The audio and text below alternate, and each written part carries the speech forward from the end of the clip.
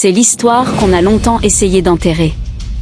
D'un côté, Bruce Lee, l'homme qui a révolutionné les arts martiaux, mort à seulement 32 ans, est devenu une icône éternelle. De l'autre, Steven Seagal, maître d'aïkido devenu superstar hollywoodienne, entouré de controverses, et qui n'a jamais arrêté de clamer qu'il était un vrai combattant. Dans cette vidéo, on va comparer les deux honnêtement. Pas seulement qui gagnerait dans un combat, mais qui a vraiment le plus apporté aux arts martiaux. Qui mérite vraiment le titre de légitime combattant. Et qui, on va laisser les faits parler d'eux-mêmes. Deux noms. Deux légendes. Deux philosophies complètement opposées. Ça va être intéressant. Allons-y. Bruce Lee est né le 27 novembre 1940 à San Francisco, mais c'est à Hong Kong qu'il passe la majeure partie de son enfance. Fragile et souvent malade, il se fait régulièrement harceler dans la rue. Cette frustration le pousse à commencer les arts martiaux à 13 ans sous la direction du légendaire grand maître Ip Man. Dès le début, Bruce n'est pas un élève comme les autres. Il questionne tout, teste tout, et refuse d'accepter les traditions sans les comprendre. Il passe des heures à perfectionner chaque technique, à analyser pourquoi elle fonctionne ou non. Cette curiosité insatiable va devenir sa plus grande force. À 18 ans, il part aux États-Unis avec presque rien en poche. Il s'installe d'abord à Seattle, puis à Oakland et Los Angeles. Il commence à enseigner le kung-fu et fait quelque chose de révolutionnaire pour l'époque, il accepte tout le monde, sans distinction de race. Cela provoque un énorme scandale dans la communauté chinoise traditionnelle. Des maîtres viennent le défier pour le faire taire. Bruce accepte tous les défis, et gagne. C'est pendant cette période qu'il développe le Jeet Kune Do. Sa philosophie est simple et radicale. Absorbe ce qui est utile, rejette ce qui est inutile, et ajoute ce qui est spécifiquement à toi.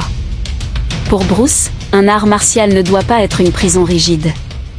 Il doit être vivant, adaptable et efficace dans n'importe quelle situation. Il puise dans le Wing Chun, la boxe occidentale, l'escrime, le judo, et même la philosophie. Il rejette les formes inutiles et garde uniquement ce qui marche sous pression réelle. Bruce ne parlait pas dans le vide. Il vivait ce qu'il enseignait avec une obsession presque inhumaine. Il s'entraînait 6 à 8 heures par jour, course, musculation, shadow boxing, sparring constant, travail de vitesse et de puissance. Il pouvait générer une force incroyable avec un one-inch punch. Ses mains étaient si rapides que les caméras de l'époque devaient ralentir les images pour les capturer. Il sparait régulièrement avec des boxeurs, des lutteurs et des karatékas. Il testait ses idées en conditions réelles. Pour lui, un mouvement qui ne fonctionnait pas en combat réel ne valait rien, peu importe sa beauté. En quelques années, Bruce Lee ne s'est pas contenté de populariser le kung-fu. Il l'a libéré. Il a ouvert la porte à l'hybridation des styles et à l'efficacité réelle. Il est l'un des premiers à parler d'entraînement scientifique, de musculation pour les arts martiaux, de flexibilité et de nutrition. Il a inspiré des générations de combattants, du MMA jusqu'au plus grand nom de l'action. Bruce Lee n'était pas parfait. Il était arrogant, obsessionnel et parfois difficile. Mais personne ne peut nier son impact. En à peine une décennie, il a changé pour toujours les arts martiaux et la culture populaire mondiale.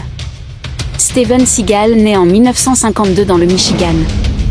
Il commence les arts martiaux jeune et part au Japon dans les années 1970 pour étudier l'aïkido.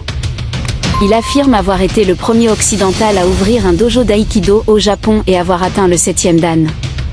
C'est un accomplissement impressionnant, et cela mérite du respect.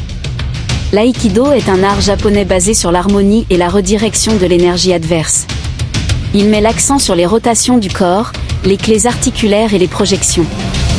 L'idée centrale, ne pas opposer la force à la force, mais l'utiliser contre l'attaquant. C'est un art fluide, presque philosophique, qui privilégie le contrôle plutôt que la destruction. Dans les années 80, Seagal revient aux États-Unis, enseigne à Los Angeles et attire des célébrités hollywoodiennes. En 1988, il explose avec son premier film Above the Law et devient rapidement une star d'action. Son style à l'écran est très impressionnant, mouvements fluides, clés articulaires douloureuses, projections spectaculaires. Il exécute lui-même la plupart de ses scènes de combat, ce qui est rare à l'époque. Cependant, C'est à partir de là que les controverses commencent. Seagal multiplie les déclarations fortes, il aurait entraîné des fighters UFC, enseigné à Anderson Silva son célèbre front kick, et même eu des liens avec la CIA. La plupart de ces affirmations manquent cruellement de preuves vérifiables. Dans le monde des arts martiaux, cela pose problème. L'aïkido est très efficace contre des attaques prévisibles ou maladroites, surtout en self-défense. Mais il est rarement testé en full contact avec une vraie résistance. La majorité des démonstrations se font avec des partenaires coopératifs qui savent déjà comment tomber.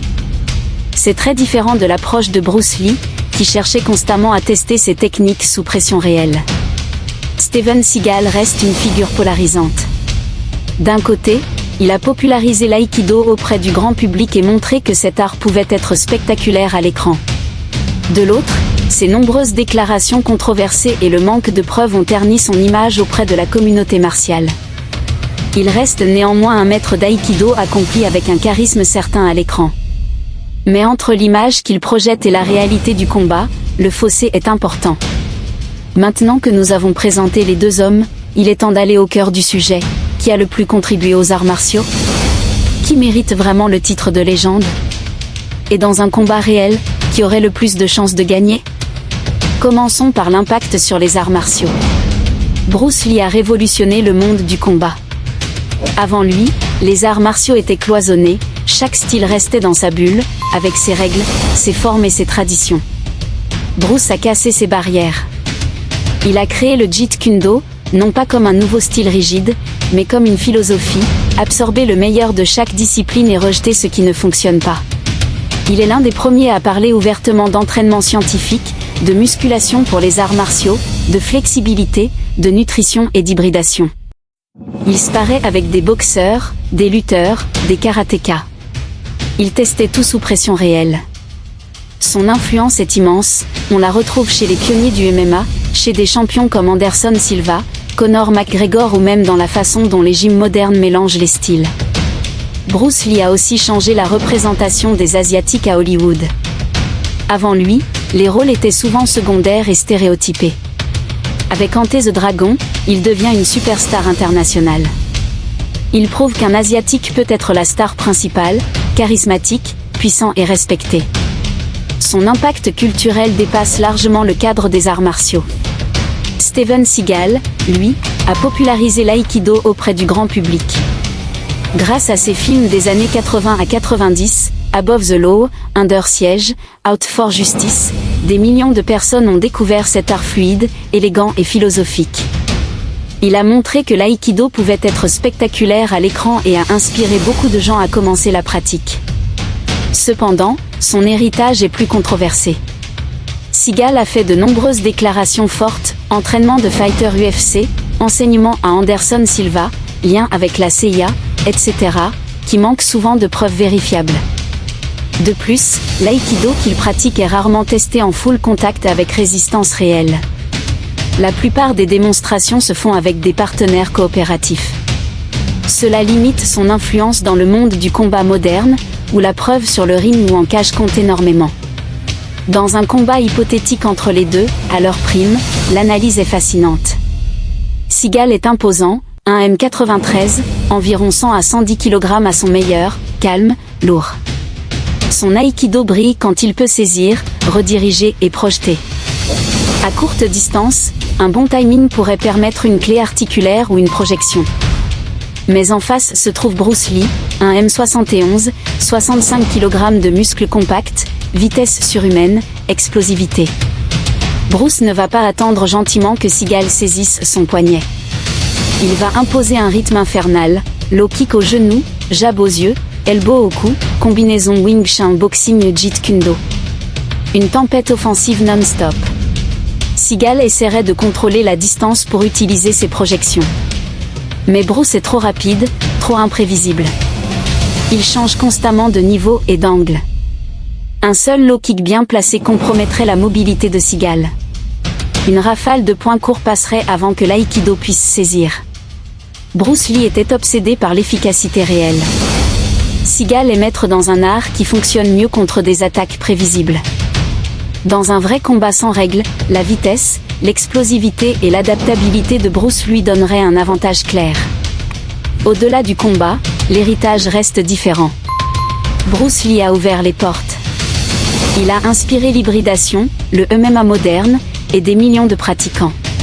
Steven Seagal a diverti et popularisé l'aïkido, mais son influence reste plus limitée et controversée. Deux légendes. Deux chemins. L'un a changé le jeu. L'autre a brillé dans le spectacle. Et toi?